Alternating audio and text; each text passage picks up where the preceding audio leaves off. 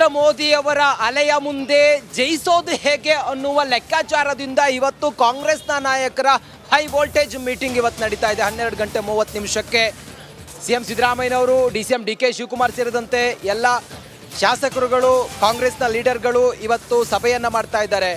ಲೋಕಸಭಾ ಚುನಾವಣೆಗೆ ಬಿಜೆಪಿಯನ್ನು ಕಟ್ಟಿ ಹಾಕುವ ಲೆಕ್ಕಾಚಾರ ಹೇಗೆ ಮಾಡಬೇಕು, ಗ್ಯಾರಂಟಿ ಯೋಜನೆಗಳಿಂದ ಹೇಗೆ ಲಾಭವನ್ನು ಪಡ್ಕೊಳ್ಬೇಕು, ಮತ್ತು ಚುನಾವಣಾ ಗೆಲುವನ್ನು ಸಾಧಿಸೋದಕ್ಕೆ ಪಕ್ಷದ ಅಭ್ಯರ್ಥಿಯ ಪರವಾಗಿ ಓಡಾಟ ಮಾಡೋದು ಹೆಂಗೆ, ಗೆಲುವಿನ ಸ್ಟ್ರಾಟರ್ಜಿ ಏನು, ಇದೆಲ್ಲದರ ಕುರಿತಾಗಿ ಇವತ್ತು 12:30 ಕಾಂಗ್ರೆಸ್ ನಾಯಕರ ಮೀಟಿಂಗ್ ಕೂಡ ಇದೆ. ಭಾರಿ ಕುತೂಹಲವನ್ನು ಕೆಳಿಸ್ತಾ ಇದೆ. ಈ ಮೀಟಿಂಗ್ ಬೆಳಿಗ್ಗೆ 11 ಗಂಟೆಗೆ ಇಲ್ಲಿ ಗಮನಿಸಬೇಕಾದಂಥ ವಿಚಾರ, 2 ಹಂತದ ಚುನಾವಣಾ ಕ್ಷೇತ್ರಗಳ ನಾಯಕರ ಮೀಟಿಂಗ್ ಆಗುತ್ತೆ ಬೆಳಿಗ್ಗೆ 11 ಗಂಟೆಗೆ. ಅಂದರೆ ಆಲ್ರೆಡಿ ಮೀಟಿಂಗ್ ಸ್ಟಾರ್ಟ್ ಆಗಿದೆ, 11:05 ಆಗೋಗಿದೆ. ಶಾಸಕರು, ಮಾಜಿ ಶಾಸಕರು, ಸಂಸದರು, ನಿಗಮ ಮಂಡಳಿ ಅಧ್ಯಕ್ಷರ ಸಭೆ. 12:30 ನೂತನ ಕಾರ್ಯಾಧ್ಯಕ್ಷರ ಪದಗ್ರಹಣ ಇದೆ. ಮ್ಯಾರಥಾನ್ ಮೀಟಿಂಗ್ ಇದೆ. ಮ್ಯಾರಥಾನ್ ಮೀಟಿಂಗ್ ಕಾಂಗ್ರೆಸ್ ನಾಯಕರ ಮೀಟಿಂಗ್. ಆಲ್ರೆಡಿ ಬೆಳಿಗ್ಗೆ 11 ಗಂಟೆಗೆ ಒಂದು ಮೀಟಿಂಗ್ ಆರಂಭ ಆಗಿದೆ. 12ವರೆಗೂ ಮೀಟಿಂಗ್ ಇದೆ.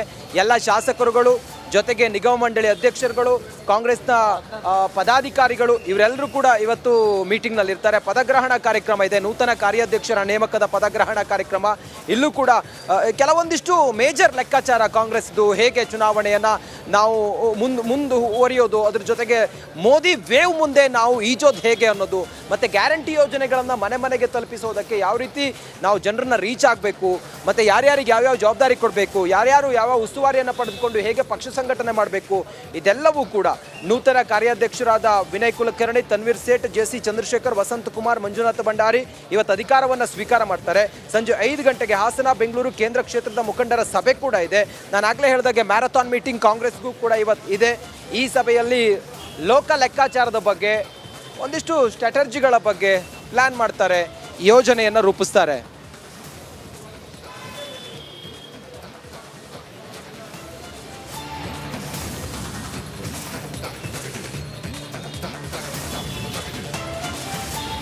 ಬಿಜೆಪಿಯ ದೊಡ್ಡ ಶಕ್ತಿಯಾಗಿರುವಂಥ ಲಿಂಗಾಯತ ವೋಟ್ ಬ್ಯಾಂಕ್.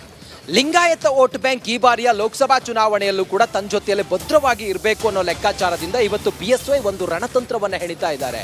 ಕಳೆದ ಬಾರಿ ಸ್ವಲ್ಪ ಡಿಸ್ಟರ್ಬ್ ಆಗಿದ್ರು ಲಿಂಗಾಯತ ಮತದಾರರು. ಈ ಬಾರಿ ಅದ್ಯಾವುದಕ್ಕೂ ಕೂಡ ಆಸ್ಪದ ಕೊಡಬಾರ್ದು ಅನ್ನೋ ಲೆಕ್ಕಾಚಾರದಿಂದ ಲಿಂಗಾಯತ ವೋಟ್ ಬ್ಯಾಂಕ್ ಗಟ್ಟಿಗೊಳಿಸೋದಕ್ಕೆ ಯಡಿಯೂರಪ್ಪ ಅವ್ರನ್ನ ಮುಂದೆ ಬಿಟ್ಟು BJP ನಾಯಕರು ಒಂದು ಸೂತ್ರವನ್ನು ಹೆಣೆದಿದ್ದಾರೆ.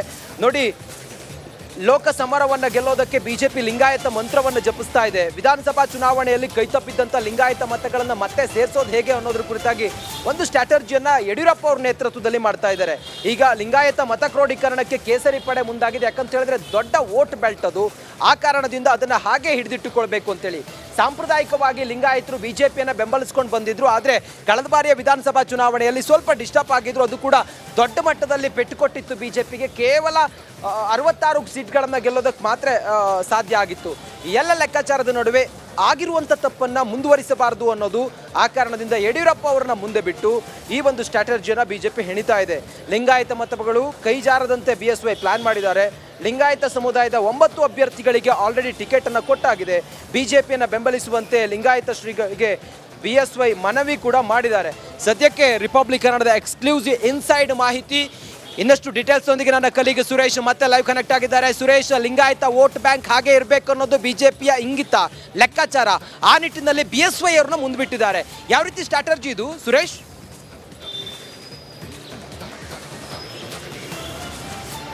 ಖಂಡಿತವಾಗಲೂ ರಂಜಿತ್, ನೋಡಿ, ರಾಜ್ಯ BJP ಪಾಲಿಗೆ BJPಗೆ ಲಿಂಗಾಯತ ಮತಗಳು ಭಾಳ ನಿರ್ಣಾಯಕ ಅಂತಕ್ಕಂಥದ್ದು ಈಗಾಗಲೇ ಭಾಳ ಸ್ಪಷ್ಟವಾಗಿರ್ತಕ್ಕಂಥದ್ದು. ಕಳೆದ ವಿಧಾನಸಭೆ ಚುನಾವಣೆಯಲ್ಲಿ ಲಿಂಗಾಯತ ಮತಗಳು ಯಾವಾಗ BJPಯನ್ನು ಕೈಬಿಟ್ಟು ಅದರ ಪರಿಣಾಮ ಸಂಪೂರ್ಣವಾದಂಥ ಅಂದರೆ ಸೋಲು ಅನುಭವಿಸಬೇಕಾಗಿ ಬಂತು. ಸೊ ಈ ಕಾರಣದಿಂದಾಗಿಯೇ ಈ ಬಾರಿ ರಾಜ್ಯಕ್ಕೆ ಅಮಿತ್ ಶಾ ಬಂದಂಥ ಸಂದರ್ಭದಲ್ಲಿ BS ಯಡಿಯೂರಪ್ಪ ಹಾಗೆ ರಾಜ್ಯ ನಾಯಕರ ಜೊತೆ ಒಂದು ಸಭೆಯನ್ನು ಮಾಡ್ತಾರೆ. ಸಭೆಯನ್ನು ಮಾಡುವಂಥ ಸಂದರ್ಭದಲ್ಲಿ ಅಮಿತ್ ಶಾ ಅವರು ಯಡಿಯೂರಪ್ಪನವ್ರಿಗೆ ಒಂದು ಕಿವಿ ಮಾತನ್ನು ಹೇಳ್ತಾರೆ. ಈ ಬಾರಿ ಲಿಂಗಾಯತ ಸಮುದಾಯದ ಮತಗಳ ಬಗ್ಗೆ ಜಾಗೃತಿಯನ್ನು ವಹಿಸಿ ಅಂತಕ್ಕಂಥ ಒಂದು ಕಿವಿ ಮಾತನ್ನು ಹೇಳ್ತಾರೆ.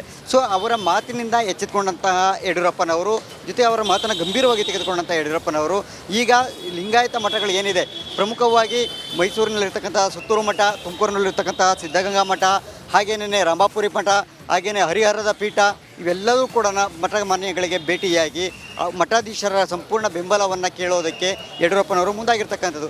ಈ ನಿಟ್ಟಿನಲ್ಲಿ ರಾಜ್ಯಕ್ಕೆ ಪ್ರಧಾನಿ ನರೇಂದ್ರ ಮೋದಿ ಅವರು ಏನಿದ್ದಾರೆ ಅವರು ಬಂದು ಒಂದು ಸಭೆ ಮತ್ತು ರೋಡ್ ಶೋ ಏನು ಕಾರ್ಯಕ್ರಮಗಳಿರುತ್ತೆ ಅದೆಲ್ಲ ಮುಗಿದ ನಂತರ ಅಂದರೆ ಬಹುತೇಕ ಮುಂದಿನ ವಾರ ಅಂತ್ಯದಲ್ಲಿ ಅಥವಾ ಮುಂದಿನ ವಾರದ ನಂತರ ಮತ್ತು ಯಡಿಯೂರಪ್ಪನವರು ಮಠಮಾನ್ಯಗಳ ಭೇಟಿಗೆ ಖುದ್ದು ತಾವೇ ತೆರಳಿ ಲಿಂಗಾಯತ ಮತಗಳ ಕ್ರೋಢೀಕರಣಕ್ಕೆ ಮುಂದಾಗೋದಕ್ಕೆ ಈ ಬಗ್ಗೆ ಚಿಂತನೆಯನ್ನು ನಡೆಸಿರ್ತಕ್ಕಂಥದ್ದು.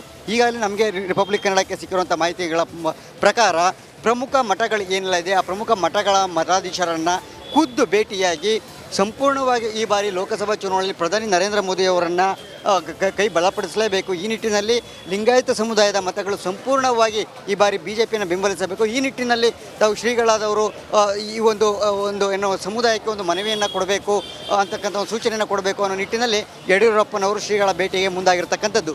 ಸೊ ಈ ಮೂಲಕ ಕಳೆದ ಬಾರಿ ಆದಂತಹ ಏನು ಎಡವಟ್ಟುಗಳು ಇತ್ತು ಅದೆಲ್ಲವನ್ನು ಕೂಡ ಈ ಬಾರಿ ಸರಿದೂಗಿಸಿ ಸಂಪೂರ್ಣವಾಗಿ BJPಯ ಹಿಡಿತಕ್ಕೆ ಲಿಂಗಾಯತ ಸಮುದಾಯವನ್ನು ತೆಗೆದುಕೊಳ್ಳುವಂತಹ ಒಂದು ತಂತ್ರಗಾರಿಕೆಯನ್ನು ಯಡಿಯೂರಪ್ಪರು ಮಾಡಿರ್ತಕ್ಕಂಥದ್ದು.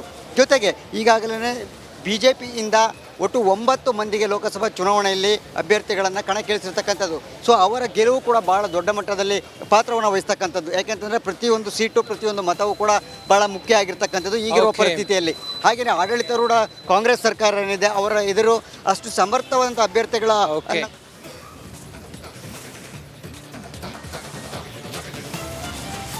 ಓಕೆ, ಥ್ಯಾಂಕ್ ಯು ಸುರೇಶ್ ನಿಮ್ಮೆಲ್ಲ ಮಾಹಿತಿಗಾಗಿ.